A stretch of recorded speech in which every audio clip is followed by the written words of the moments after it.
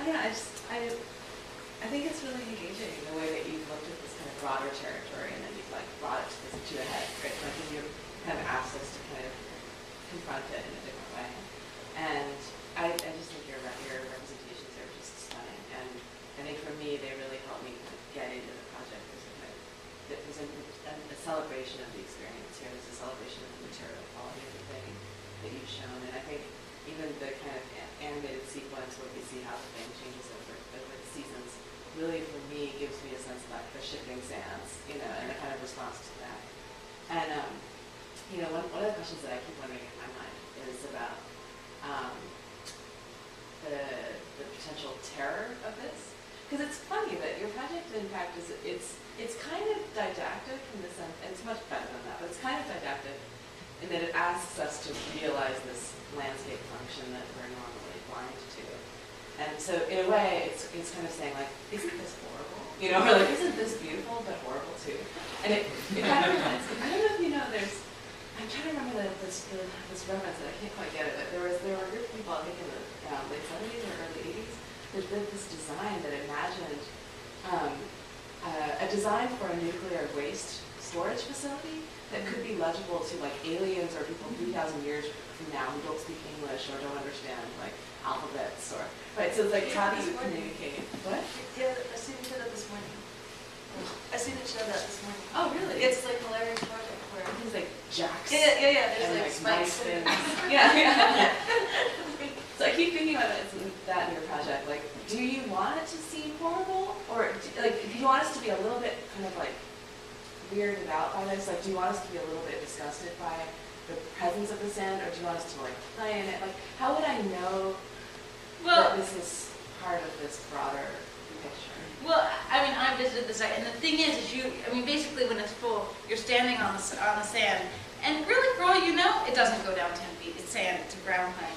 And so it requires the architecture to kind of insert itself in there to tell you, to allow you into some places that gives you datums, to tell you that it actually is something different. Not only, and of course to bring people to the site in the first place. But yeah, ultimately I don't think the border should be the way it is. I don't think that our approach is successful. It's possible that you might want more of an extensive accumulation here. I get what you were saying. It just doesn't accumulate anymore. But there might be some places that are disasters, like planned disasters, and there are other places that do stop the entire valley from flooding, right? So you would see an accumulation of this thing over time, or you would see some transformation of it. There's part of it. Yeah, and there is a little bit. Yeah, and that exists in a small way with the walls on this end that I mentioned in my last slide that are basically created from the sediment, that they basically hold the sediment in place and they accumulate over the year. They grow in length over the year, so that after 1 year you might just have a little bit, but you start to get a sense that this keeps happening, even though it's not this big pile of sediment, even though it's very discrete. It just gives you the sense that, oh well, this last year it was this long, now it's this long. That means that this happened again. Like, it kind of starts to build that history.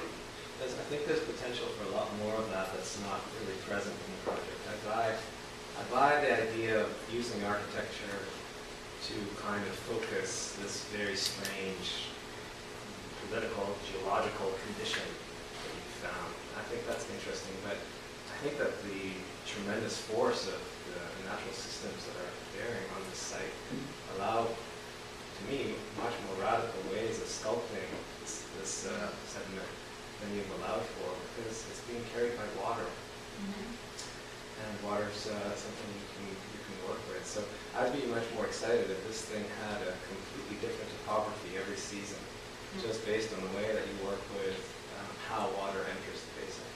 And so I think you've eliminated half the site. I think it's the fact that all this stuff sometimes overflows into the other site. Tremendous opportunity. The way that if you are able to control that filter, you could probably make some unbelievable forms with this stuff. Almost alien landscapes, and every year it could be a different alien landscape. It could be amazing, but instead I think that it's kind of a little bit timid, because you just have these cylinders and circles, which are cool, I guess, but I mean, they really, as far as the potential of sculpting this tremendous kind of these tremendous forces, I think you've actually taken a really modest approach, which I admit, because I buy it. I kind of buy the spirit of the investigation. I just wish it was much more aggressive.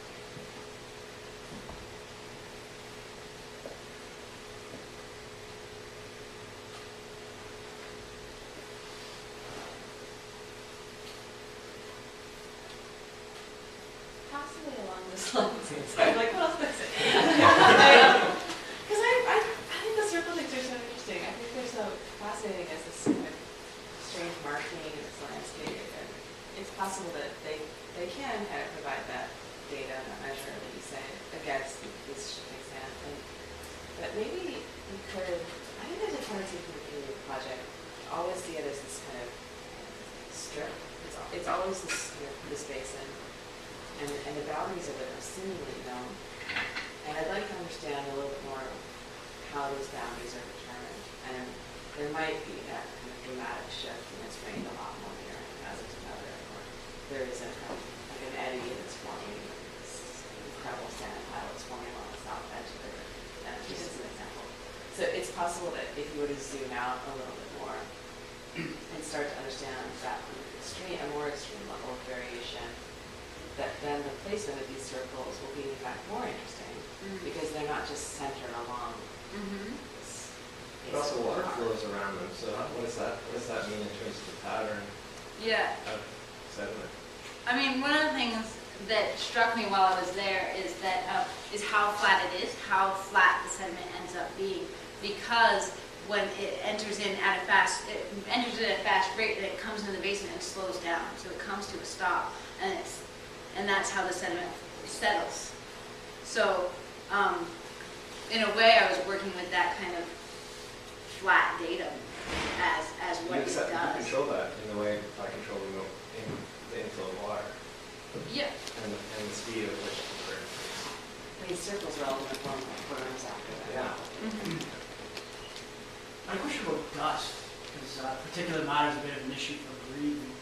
Did you notice that it was very dusty there? Because when you get rocks settling, the heavier rocks are going to settle at the bottom, and the lighter ones are going to settle at the top, which makes sense with smaller rocks. So did you find that there was a lot of dust, and if you're in the middle of a canyon, maybe you've got a bit of a wind tunnel going on. So what about camping, festivals and stuff? Is it going to be pretty dusty? Maybe.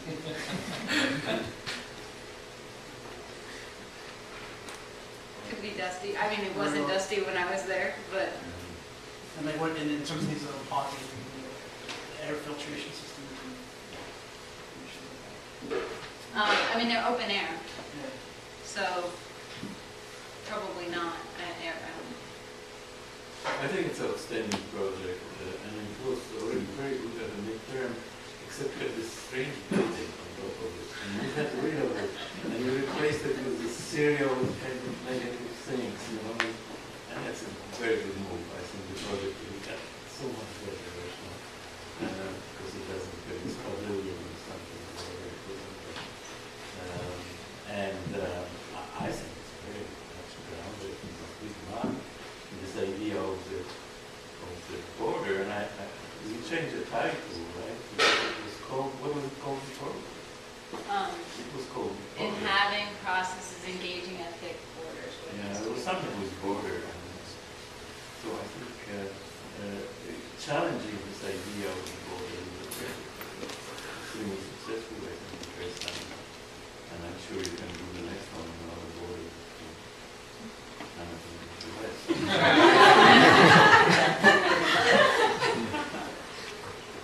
Between the U.S. and Canada, there is a 10-foot no grow, no nothing zone. But try to make Very interesting. a border between US and Poland. I'm sure there's a project there. Have you thought about activities for when the basin's full of water? The basin, I don't think is particularly safe when it's full of water. I I didn't want to explicitly suggest that people come to the basin when it's full of water. It's actually hard to access the site in the winter. But, I mean, this building has potential to be open all year long, so, because it's The building should float. good.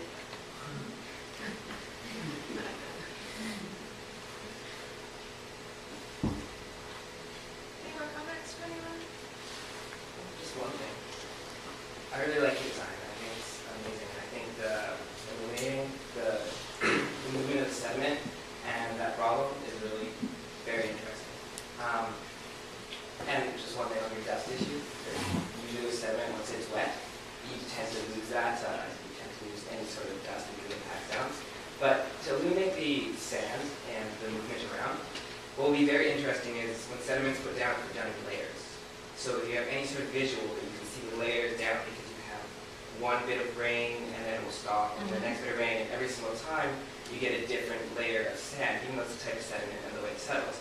So you'll actually see different lines across it. So in the summer, when you have each one set up as individual performance areas, to have some sort of visual that you can get a feeling for, not the kind of macro scale of the sand moves every year with the falls, but more like a micro scale for every season, the way the different sand is posited. I think that would really kind of illuminate